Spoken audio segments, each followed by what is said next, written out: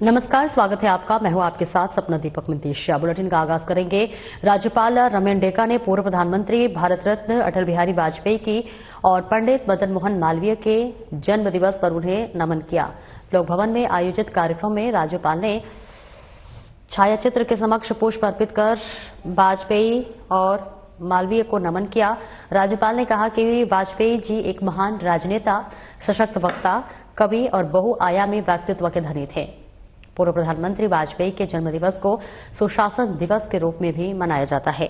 राज्यपाल डेका ने सुशासन दिवस की शुभकामनाएं देते हुए कहा कि पूर्व प्रधानमंत्री वाजपेयी जी के आदर्शों को हम जीवन में उतारने का संकल्प लें।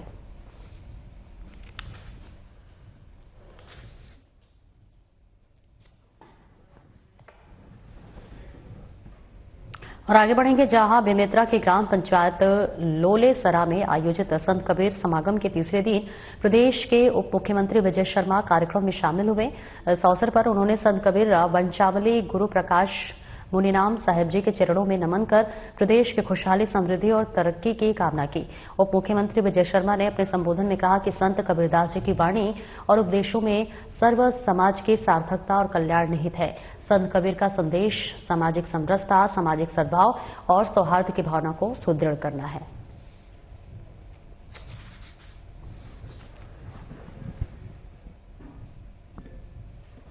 नेताजी सुभाष स्टेडियम में सांसद खेल महोत्सव का मेगा फाइनल सांसद और वरिष्ठ बीजेपी नेता बृजमोहन अग्रवाल की अध्यक्षता में आयोजित किया गया। कार्यक्रम में प्रसिद्ध गायक और कलाकार दिल्ली से बीजेपी सांसद मनोज तिवारी मुख्य अतिथि के रूप में शामिल हुए। सांसद खेल महोत्सव 2025 के सभी 13 खेलों कुश्ती, खो-खो, गेड़ी दौड़, भारोत्तोलन, फुकड़ी, रस्सी कूद, कबड्डी, बास्केटबॉल, शतरंज, वॉलीबॉल, रस्साकसी, शरीर शौष्ठव और तैराकी में से इंडिविजुअल खेलों के विजेताओं को मेडल, 2100 रुपए की पुरस्कार राशि और प्रशस्ति पत्र प्रदान कर सम्मानित किया गया। वहीं उप विजेताओं को मेडल, 1100 रुपए की राशि और प्रशस्ति पत्र देकर पुरस्कृत किया गया।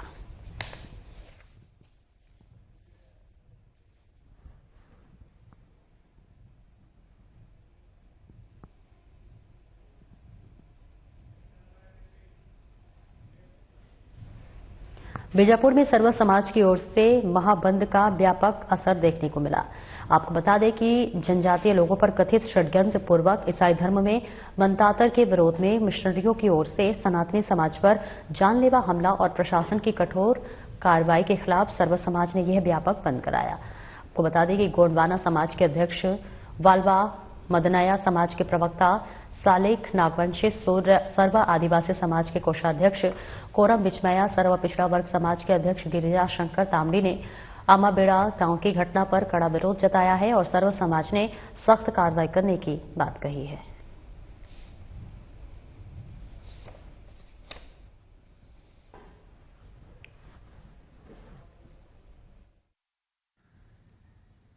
आज सर्व समाज द्वारा पूरे छत्तीसगढ़ में बंद का आह्वान किया गया। इसमें सभी समाजों ने इस मतांतरण और धर्मांतरण के खिलाफ एकजुटता दिखाई। आने वाले भविष्य में जिस तरह हमारे गांवों में रूढ़ी पद्धति को मानने वाले लोगों को बहला फुसलाकर या लोक प्रलोभन में किसी प्रकार का झांसा देकर उनको मतांतरण कर रहे हैं, ऐसे लोगों के ऊपर कड़ी कार्रवाई करने का हम भी शासन से मांग करते हैं। हमारे लोग जागरूक हो और हमारी संस्कृति, सभ्यता जो सबसे प्राचीन सभ्यता है, उसे बचाने के लिए हम हर प्रयास संभव करेंगे और सभी समाज एकजुट होकर इसके खिलाफ लड़ेंगे, जो हमारे संस्कृति को नष्ट करने के लिए जो षड्यंत्र रच रहे हैं। वक्त हमारे साथ भोपालपट्टनम तहसील के गोंडवाना समाज के अध्यक्ष अलवा मदनैया जी हैं। आज पूरे प्रदेश में सर्व आदिवासी समाज द्वारा पूरा बंद का ऐलान किया गया और वे सफल भी था। मदनैया जी, इसके बारे में 2 शब्द आप बोलेंगे?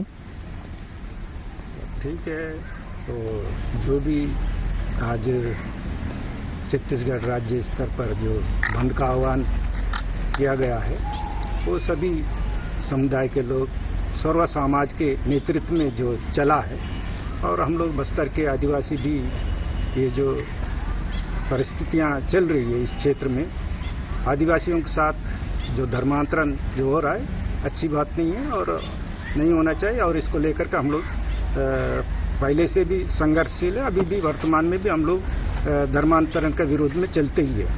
और आज की परिवेश में बहुत ज्यादा हो रहा है धर्मांतरण, उसको लेकर के प्रशासन शासन भी इस पे ध्यान देना चाहिए। तो इसमें हमारे लोगों के साथ जो व्यवहार हुआ है, जो आमाबेड़ा में या आमा गांव में, उसको लेकर के भी जो प्रदेश स्तर पर बंद हुआ है वो यहाँ भी सफल रही। और आने वाले समय में भी हम लोग इसका पुरजोर से विरोध करेंगे और ऐसा नहीं होना चाहिए। हमारे बस्तर में जो भी हमारा जाति धर्म रीति रिवाज, हमारा देवी धामी जो भी परंपरा है उसको कुल मिला के खत्म करने के साजिश से चल रही है। इसको हम लोग इसका विरोध करते हैं, विरोध करेंगे, होने नहीं देंगे, सफल होने नहीं देंगे। जैसे कि आदिवासी समुदायों को ईसाई जो कन्वर्टेड करना, बहुत सारे लोग पूरे गांव-गांव में चर्च खोलना, ये कहीं ना कहीं इनका आदिवासी समुदाय को गिराने का और उनका हावी होते जा रहा है। उसको हम लोग विरोध करके उनको कहीं उसको बंद करने का ही हम लोग को, अगर मान लो सरकार से भी तो चाहेंगे कि अब उनके ऊपर ध्यान दे, इसका आदिवासी समुदाय के ऊपर में ध्यान दे करके उनको विरोध करने का हमारा वक्त था। अब हमारा भी जैसे आदिवासी समुदाय का पूरा सफल रहा, पूरा छत्तीसगढ़ आह्वान किए थे बंद के लिए, ईसाई धर्मांतरण करना, आदिवासियों के ऊपर में टारगेट बना करके, कहीं दूसरे जातियों के ऊपर ये नहीं करके ईसाई पूरे आदिवासियों के ऊपर में टारगेट करके पूरे गांव-गांव तक का, अंदरी क्षेत्र तक का भी धर्मांतरण करना, ये कहीं ना कहीं उनका साजिश है। पूरा एक टारगेट बना करके, आदिवासियों के ऊपर टारगेट बना करके ही चल रहे हैं, उसका नहीं होना चाहिए ऐसा। और बताइए सच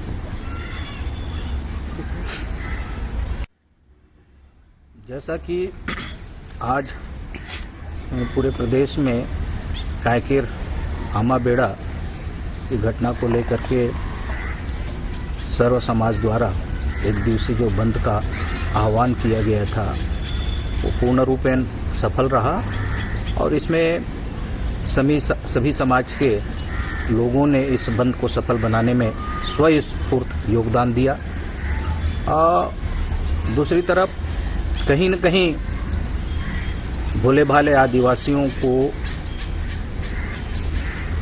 किसी प्रकार के लालच दे करके, क्योंकि यहाँ के जो आदिवासी भोले भाले आदिवासी ज्यादातर गरीब तबके के लोग हैं और जो सबसे ज्यादा जहां आज भी विकास की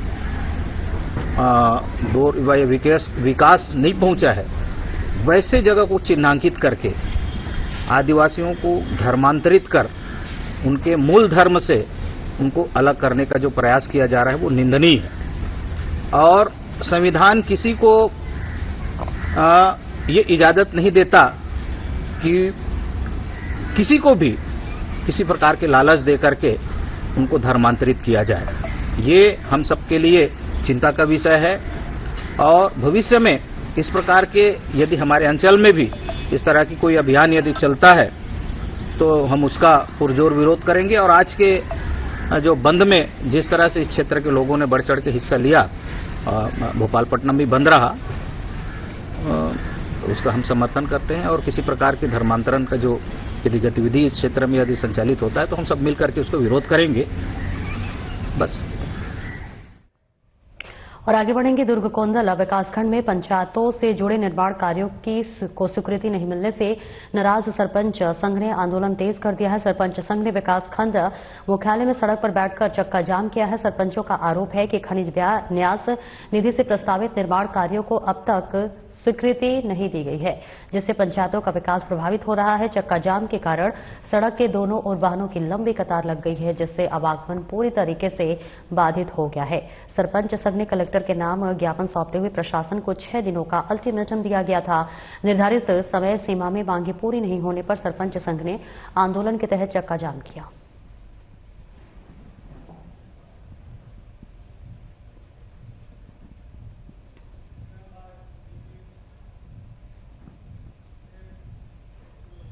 और आगे बढ़ेंगे। रंगाबाही उप धान खरीदी केंद्र में धान बिक्री के लिए टोकन कटवाने आई एक महिला के साथ कथित अभद्र व्यवहार को लेकर विवाद खड़ा हो गया है।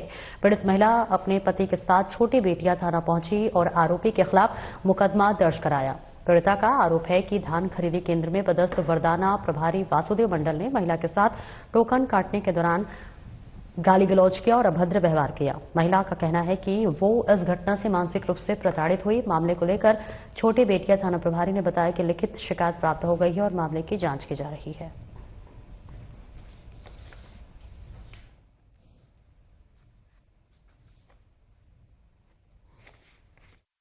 क्या नाम है आपका? सुलता राय। क्या हुआ आपके साथ? थाने पहुंचे? ও বাসুধারে গেছি তা কাকি আমি কাছে কে ভাই আমাকে 25 তারিখে টকন তা তুই 15 তারিখে কি করতে কেন আমি বুঝিনি আমারে বুঝো তা কাছে কি তুমি যাও যা মাল করতে পারো করো তোমার ধানে বাড়িতে যাবে না বেরো আমারে 2-3 বার করে ধাক্কা দেছো আমার বুকে ছানিতি ধাক্কা দিয়ে কয় বেরো তুমি যা করতে পারো কেস করো তোমার এই বাড়িতে ধান যাবে না তুই কি বাল ছেড়বা ছেড়োগে যাইয়ে कहाँ धक्का मार? এই 2 ছানিতি মারিছে ধাক্কা এরম করে বুকি। और किसके साथ मारपीट की गई? আর আমার স্বামী কাছে গিয়ে তোর বৌদিকে ধাক্কা দিচ্ছি কেন কাছে তুমিও যাও ও আমার স্বামীরও ধাক্কা মারিছে তোমার ধান এই জায়গা যাবে না তুমি যা করতে পারো তোমার ধান বেটিয়া দাওগে আমার ধান তোমার জন্য ফাড়ি আমি বসাই নিয়ে জায়গা। इसकी शिकायत आपने की?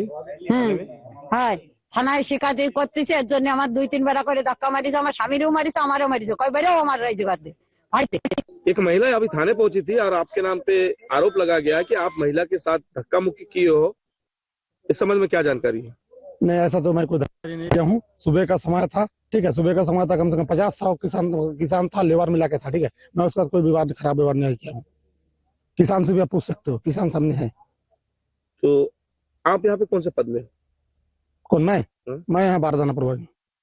मैं कुछ नहीं बोला। टोकन काटने वाला तुम्हारा वो है मनु को पूछ लीजिए। टोकन ऑपरेटर काटता है। 70% टोकन किसान द्वारा काटा जाता है, 30% बाकी रहता है, ऑपरेटर बैठ के काटता है। इनका वो टोकन कौन काटा है? टोकन ऑपरेटर काटा है। इस बात पे कोई सत्यता नहीं है? नहीं, मैं तो ज्यादा जानता हूँ कि मेरा कोई दोष ही नहीं है। मैं कैसा बताऊंगा? मैं उसको बोल दिया कि मैं भाभी करके बुलाता हूँ, भाभी आपका टोकन कटा है, तो बोलता 25 तारीख को। मैं बोला 25 तारीख खरीदी नहीं है, 25 तारीख को बात करो, वैसे खरीदी नहीं है। के ऊपर आरोप लगा कि आपने उनके साथ दुर्व्यवहार? नहीं, मैं व्यवहार को दुर्व्यवहार नहीं किया। आधे उम्र की महिला जो कि थाने में शिकायत लेकर पहुंची है, यहाँ पे फड़ संचालक द्वारा बासु नाम बताया जा रहा है, उनका द्वारा साथ धक्का मुक्की किया गया, अपशब्द का प्रयोग किया गया, क्या जानकारी? हाँ, इस संबंध में अभी शिकायत आई है। आज टोकन लेने संबंध में गए थे, बता रही है, और टोकन का पता करने पर वो प्रभारी के द्वारा इनके साथ धक्का मुक्की करने संबंध में एक लिखित शिकायत प्रार्थिया के द्वारा दी गई है, जिसका जांच करके कार्रवाई करेंगे। शिकायत किसके नाम पे है? शिकायत बासु मंडल के नाम से है। बासु मंडल के द्वारा टोकन का पता करने पर धक्का मुक्की किया गया, ऐसे शिकायत आई। जो कि एक महिला है और महिला के साथ इस तरह का अगर दुरुपयोग होता है तो किस तरह की कार्रवाई होती है? हाँ, महिला के साथ हुआ है, बहुत ही गलत है, और ऐसा घटना हुआ है तो जांच कर कानूनी कार्रवाई की जाएगी। सर, कानून के आधार पर अगर देखा जाए तो इसमें मतलब किस तरह की सजा होती है? महिला से संबंधित जो भी उचित कानूनी कार्रवाइयां हैं, सब जांच के बाद कार्रवाई होगी। और आगे बढ़ेंगे। पूर्व प्रधानमंत्री भारत रत्न श्रद्धेय अटल बिहारी वाजपेयी जी की जयंती शताब्दी वर्ष के समापन अवसर पर केंद्रीय गृह और सहकारिता मंत्री अमित शाह के मुख्य अतिथि में ग्वालियर में अभ्युदय मध्य प्रदेश ग्रोथ समिट में 2 लाख करोड़ से अधिक के औद्योगिक कार्यों का भूमि पूजन और लोकार्पण किया जाएगा।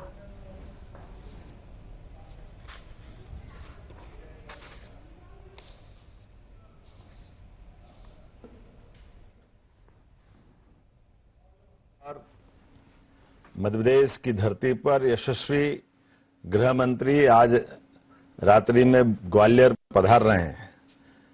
कल भारत रत्न स्वर्गीय अटल बिहारी वाजपेयी जी की जन्म जयंती के अवसर पर ऐतिहासिक कार्यक्रम हमारे प्रदेश के युवा, गरीब, महिला, किसान सबकी बेहतरी के लिए लगभग 2 लाख करोड़ से ज्यादा के उद्योग और व्यवसाय के भूमि पूजन और लोकार्पण का पूरे प्रदेश के लिए अद्भुत कार्यक्रम होने वाला है। और ये हमारे वर्ष 2025 के उस संकल्प का भी प्रतिमान रहेगा जब हमने कहा था कि ये उद्योग और रोजगार वर्ष रहेगा। इसलिए राज्य में, राज्य के बाहर और विदेश में हर जगह हमने राज्य के रोजगार के अवसर उपलब्ध कराने के लिए समस्त निवेशकों से, उद्योगपतियों से कहा था। मध्य प्रदेश की सरकार हमारे राज्य में सभी प्रकार के उद्योग धंधे चलाने के लिए आप सबका स्वागत करती है।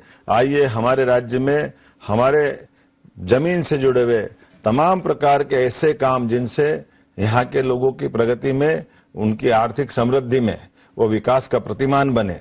इस नाते से लगभग इसी वर्ष में उद्योग रोजगार वर्ष के आधार पर लगभग 8.5 लाख करोड़ के काम हमारे यहाँ राज्य में अपने धरातल पे उतरने लगे हैं। अभी तक 6.5 लाख करोड़ के काम हमने मौके पर नीचे उतार के दिखाए हैं, जिनके आधार पर कई जगह काम प्रारंभ हुआ है, कई जगह निर्माण भी प्रारंभ हुआ है, उद्योगों ने अपने यहाँ उत्पादन भी प्रारंभ कर दिया है। ये हमारी सरकार के काम करने का तरीका है और लगभग 2 लाख करोड़ के एक साथ भूमि पूजन लोकार्पण के काम देश में पहली बार मध्य प्रदेश में माननीय यशस्वी गृह मंत्री के माध्यम से कल अटल जी की जयंती को सार्थक करने का हमने निर्णय किया है।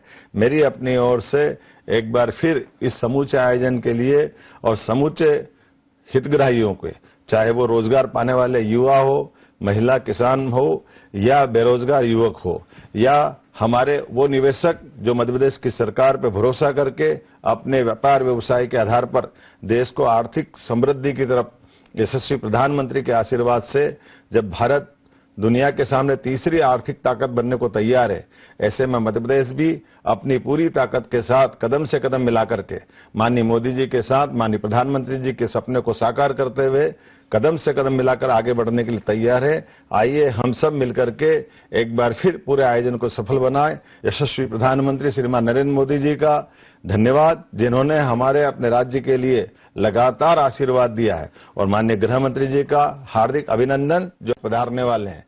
बहुत और मंत्री विश्वास सारंग ने पत्रकार वार्ता कर 2 साल के कामकाज का ब्यौरा दिया। सारंग ने बताया कि मध्य प्रदेश में डबल इंजन की सरकार ने प्रदेश में विकास किया।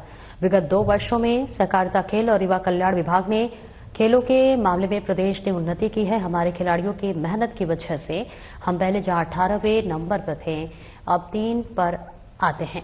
हमने खेलो इंडिया में कुल 29 पदक अर्जित किए हैं। शूटिंग में हमने 12 पदक जीते। इसके साथ ही कहा कि हमने लगातार अंतर्राष्ट्रीय पदक जीतने में काम किया है। खिलाड़ियों को प्रोत्साहन राशि दी, वहीं किसानों को ऋण के लिए कमजोर जिला सहकारी बैंकों को आर्थिक सहायता प्रदान की।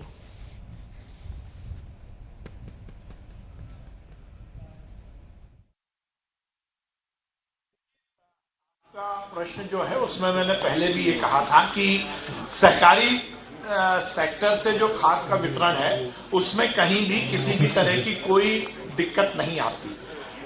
और जो मैंने आपको आंकड़ा बताया कि लगभग हमने 41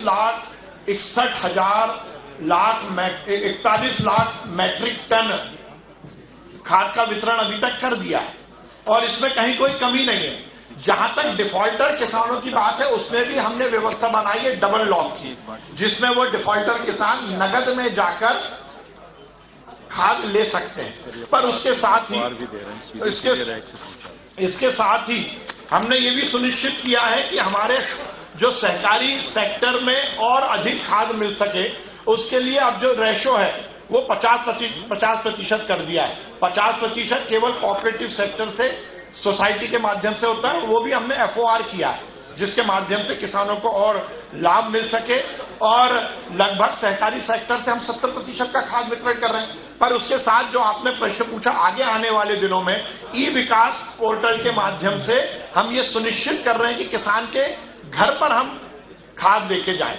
अभी किसान को खाद लेने के 3 स्थान हैं, या तो वो सोसाइटी से ले जो कि रेगुलर किसान है, यदि किसी कारणवश वो डिफॉल्टर हो गया तो वो डबल लॉक का जो हमारा केंद्र है उससे ले, तीसरा वो ओपन मार्केट से ले, और अब हम इसमें चौथा आयाम जोड़ेंगे, उसका घर, उसका खेत, उसका दरवाजा। तो इन चारों के माध्यम से हम व्यवस्था ठीक करेंगे। पर मैं फिर निवेदन करना चाहता हूं आपके माध्यम से मध्य प्रदेश में खाद की कहीं कोई कमी नहीं है। मैंने आंकड़े बताए, 9 लाख से हम आज 41 लाख पर पहुंच गए और जितना हमें खाद यदि जरूरत किसानों को पड़ेगी वो उपलब्ध कराई जाएगी। हमने ये सुनिश्चित किया है कि आगे आने वाले समय में हम ये पूरी तरह से निर्धारित करेंगे कि हम सहकारी आंदोलन को नीचे तक पहुंचाएं और उसमें युवाओं की भागीदारी को हम और सुनिश्चितता के साथ लागू करना चाहते हैं। मुझे ये बताते हुए बहुत प्रसन्नता है कि हमने विगत वर्ष में हमारी जो कोऑपरेटिव सोसाइटी का जो लगभग 54,000 है मध्य प्रदेश में, उसका जो ऑडिट है वो ऑनलाइन हमने किया है। देश में हमने नंबर 1 पर आने में इसमें सफलता अर्जित की है। सहकारी आंदोलन नीचे तक पहुंचे, सहकारी आंदोलन के माध्यम से गांव की और शहर की इकोनॉमी और अच्छी हो, किसानों को उनकी खेती में और फायदा हो, उसको लेकर हम पूरी तरह से काम कर रहे हैं। खाद को लेकर मुझे मालूम है आप कुछ ना कुछ प्रश्न पूछेंगे तो मैं खाद के विषय में जरूर बोलना चाहता हूं। खाद के डिस्ट्रीब्यूशन को लेकर हमने लगातार बहुत अच्छा काम किया है। हमारी संस्था मार्कफेड में देश में पहली बार एडवांस स्टोरेज की जो व्यवस्था की, उससे खाद का बहुत सरलीकरण हमने किया है। खाद को लेकर बहुत सारी बातें सामने आती हैं, पर मैं ये बताना चाहता हूं कि खाद के डिस्ट्रीब्यूशन को लेकर हमने बहुत सफलता अर्जित की है। यदि आप 2003 और 2004 के आंकड़े और आज के आंकड़े देखेंगे तो आपूर्ति में और खपत में जबरदस्त अंतर आया। पहले केवल मध्य प्रदेश में 2003-04 में 9 लाख मैट्रिक टन ही खाद का वितरण होता था और अब हमने उसको बढ़ाकर लगभग 41 लाख मैट्रिक टन किया है। और ये एक बड़ी बात है कि जिसका लगभग 70% हम डिस्ट्रीब्यूशन कोऑपरेटिव सेक्टर से करते हैं। ये पूरा कोऑपरेटिव पे है लगभग।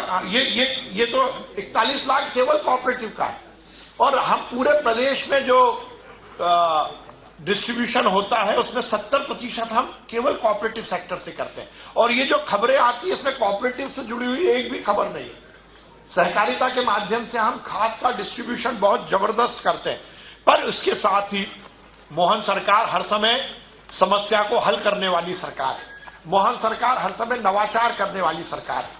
तो हम शायद देश में पहली बार, आगे सब कुछ अच्छा हुआ, अभी हम पायलट प्रोजेक्ट पर काम कर रहे हैं, पर हम शायद देश में पहले राज्य होंगे जो अब किसान के द्वार पर जाकर खाद का डिस्ट्रीब्यूशन करेगी। ये मध्य प्रदेश हम पहले राज्य होने वाले हैं और हमने ई विकास योजना के माध्यम से इसका पायलट प्रोजेक्ट शुरू किया है और हम ये सुनिश्चित करेंगे कि अब खाद हम किसान के दरवाजे पर जाकर उसको डिस्ट्रीब्यूट करें। कैबिनेट मंत्री गोविंद सिंह ने प्रेस वार्ता कर 2 साल का कार्यकाल बताया, जहां उन्होंने कहा कि राशन कार्ड धारकों को सुगमता से राशन मिले, इसके लिए हमने एक कार्य किया है और 26 जनवरी और 2 अक्टूबर को राशन लेने वाले लोगों के नाम का वाचन ग्राम सभा में होगा। 93% लोगों की हमने KYC की है। राशन उपभोक्ता के नॉमिनी बनाए जाने की प्रक्रिया अपनाई है। पात्रता वार्षिक पर्ची के लिए 14 लाख नई पर्ची बनवाई है। नई पात्रता पर्ची भी अभी बनवाई जा रही है। अब मध्य प्रदेश का व्यक्ति कभी भी राशन ले सकता है। 39,000 परिवार मध्य प्रदेश से बाहर के राशन प्राप्त कर रहे हैं। प्रदेश में उज्ज्वला योजना के तहत हमने 6 करोड़ से अधिक गैस दिया है। लाडली बहनों को 450 में गैस दे रहे हैं। मध्य प्रदेश के शहरी क्षेत्रों में घर घर पाइपलाइन की मदद से गैस देने का कार्य किया है।